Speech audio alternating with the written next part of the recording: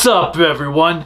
I am the Kaiju no Kami from the Toku and Animation News Network, and today I'm going to be talking about the premiere issue to a brand new Godzilla comic series from IDW, Here There Be Dragons. IDW announced Here There Be Dragons back in March of this year, and that it would be written by Frank Thierry, while Inaki Miranda would tackle the art. Miranda had previously drawn for Judge Dredd, Batgirl, Fables, Harley Quinn, and Wonder Woman. Meanwhile, Thierry has written stories for several of the recent X-Men comics along with a variety of other Marvel and DC characters. Both Thierry and Miranda have previously worked together on several stories, such as a Catwoman one. What exactly does it entail?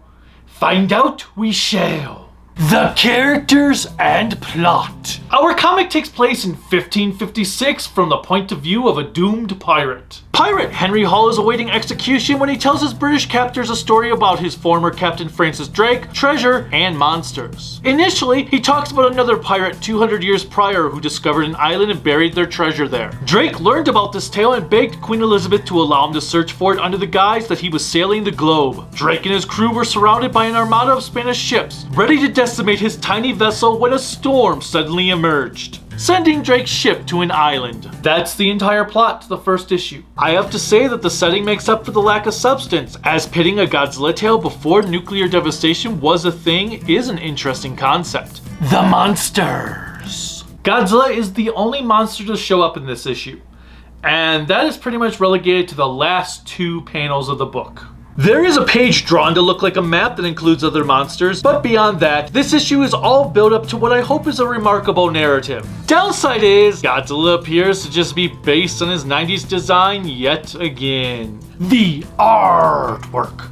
Miranda's art works quite well for the story being told. I won't say it's my favorite piece of art in a Godzilla book, but it fits the setting very well. I do like how we see Godzilla's tail on the page when Henry begins to tell his tale. There are a lot of details that really capture what the style of dress was back then. What is truly impressive is how much material is drawn around the characters, especially in the foreground. The page I mentioned a moment ago has oodles of gold drawn before the character, all of which appear to be individualized pieces. We've got a lot of sharp details in water, and even the plants when the pirate Yanez and his crew land on the island. Shadows in the jail cell help the color pop off the pages, while the details in Queen Elizabeth's throne room are intricate. I can most definitely say Miranda put a lot of hard work into this issue, and it shows. Overall, while it lacked a lot of substance, this book oozes with intrigue thanks to its setting.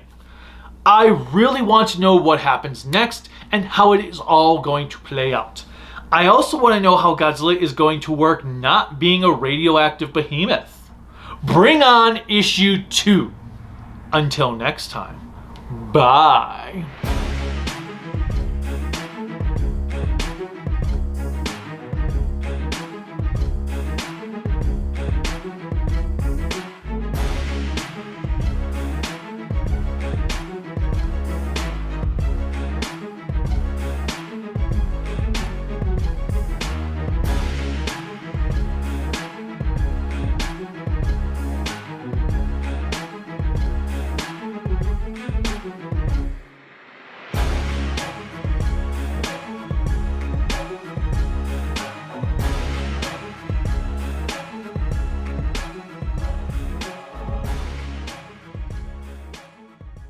Radioactive monsters can exist yet because we have not created nuclear bombs.